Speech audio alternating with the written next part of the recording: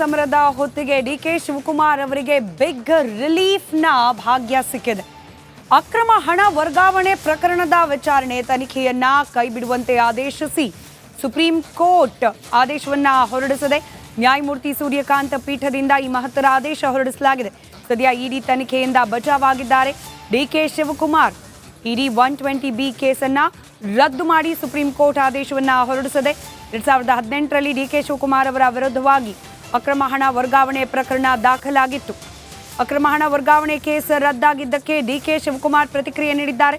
Supreme court ನ್ಯಾಯಮೂರ್ತಿಗೆ DK Shivakumar ಅವರು ನಮಸ್ಕಾರವನ್ನ ಸಲ್ಲಿಸಿದ್ದಾರೆ. ನನಗೆ ಏನೇನೋ ತೊಂದರೆ ಕೊಟ್ಟರು, ಈಗಲೂ ಸಿಬಿಐನವರು ಏನೇನೋ ಮಾಡ್ತಿದ್ದಾರೆ, ಅವೆಲ್ಲವನ್ನ ಆಮೇಲೆ ಹೇಳ್ತೀನಿ. ಕಷ್ಟದ ಸಮಯದಲ್ಲಿ ಈ ತೀರ್ಪು ಅತ್ಯಂತ ಸಂತೋಷವನ್ನ ತಂದಿದೆ ಅಂತ ಡಿಕೆ ಶಿವಕುಮಾರ್ ಪ್ರತಿಕ್ರಿಯೆ ನೀಡಿದ್ದಾರೆ. ಇಲ್ಲಿಂದನೇ ನ್ಯಾಯಾಧೀಶರಿಗೆ ಸುಪ್ರೀಂ ಕೋರ್ಟ್ಗೆ ನನ್ನ ಸಾಷ್ಟಾಂಗ ನಮಸ್ಕಾರ. ಇಲ್ಲಿಂದನೂ ಹೇಳ್ತಾ ಇದ್ದೀನಿ, injustice will not be ಫ್ಲೋನ್ from the seat of justice ಅಂತ. ಸೊ ನಾನೇನು ತಪ್ಪು ಮಾಡಿಲ್ಲ ಅಂತ ಕೂಡ ಹೇಳ್ತಾ ಇದೆ. ಬೇಕಾದಷ್ಟು ತೊಂದರೆ ಈಗೂ ಸಿಬಿಐನವ್ರು ಏನೇನು ಮಾಡ್ತಾ ಇದ್ದಾರೆ ಅಂತ ನಾನು ಸದ್ಯದಲ್ಲೇ ಮಾತಾಡ್ತೀನಿ. ಇವತ್ತು ಮಾತಾಡಕ್ಕೆ ಹೋಗಲ್ಲ. ಸೊ ಇವತ್ತು ಸುಪ್ರೀಂ ಕೋರ್ಟಲ್ಲಿ ನನಗೆ ದೊಡ್ಡ ರಿಲೀಫ್ ಸಿಕ್ಕಿದೆ ಅಂತ ನನಗೆ ಮಾಹಿತಿ ಬಂದಿದೆ. ಟಿವಿಯವರು, ಮೀಡಿಯಾವರೆಲ್ಲ ಆಗಲೇ ಮೆಸೇಜ್ಗಳೆಲ್ಲ ಕಳಿಸ್ತಾ ಇದ್ದಾರೆ, ರಿಪೋರ್ಟ್ಸ್ ಆಗಿದೆ.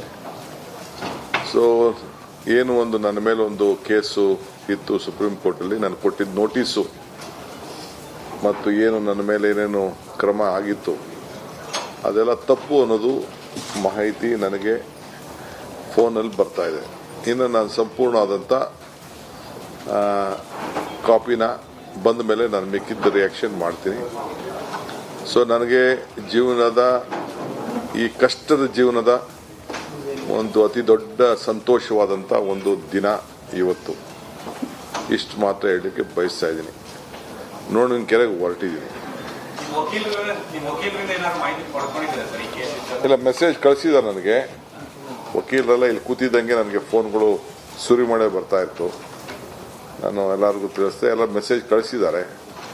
ಒಂದು ಕಡೆ ಅಭಿಷೇಕ್ ಸಿಂಘ್ವಿ ಇದ್ರು, ಒಂದು ಕಡೆ ಕಪಿಲ್ ಸಿಬ್ಬಲ್ ಇದ್ರು, ಒಂದು ಕಡೆ ರೋತ್ಕಿ ಇದ್ರು, ಇನ್ನು ಕಡೆ ಸುರ್ಜಿವಾಲಾನು ಅಲ್ಲಿ ಕೂತಿದ್ದಾರಂತೆ ಕೋರ್ಟಲ್ಲಿ. ಇನ್ನು ಭಾಳ ಜನ ನಮ್ಮ ಸಿದ್ಧಾರ್ಥ್ ಲೂಥ್ರಾ ಅವರಿದ್ದರು. ಸೊ ಎಲ್ಲ ಭಾಳ ಸೀನಿಯರ್ಸ್ ಅಡ್ವೊಕೇಟ್ಸ್ ಎಲ್ಲ ಕೋರ್ಟಲ್ಲಿ ಕೂತಿದ್ರು. ಸೊ ಇವತ್ತು ಸುಪ್ರೀಂ ಕೋರ್ಟ್ ತೀರ್ಪು ಅಂದರೆ ಇನ್ನು ಏನಿದೆ, ಇನ್ನು ಅದಕ್ಕಿಂತ ಅಪೀಲು ಹಾಕ್ಲಿಕ್ಕೂ ಬೇಕಾದಷ್ಟು ಪ್ರಯತ್ನ ನಡೀತಾ ಇದೆಯಂತೆ. ಮಾಡಲಿ. ಇನ್ನು ಅವರ ಎಲ್ಲ ಥರದ ಹೋರಾಟ ಅವರೂ ತಯಾರಿದ್ದಾರೆ, ನಾವು ತಯಾರಿದ್ದೀವಿ.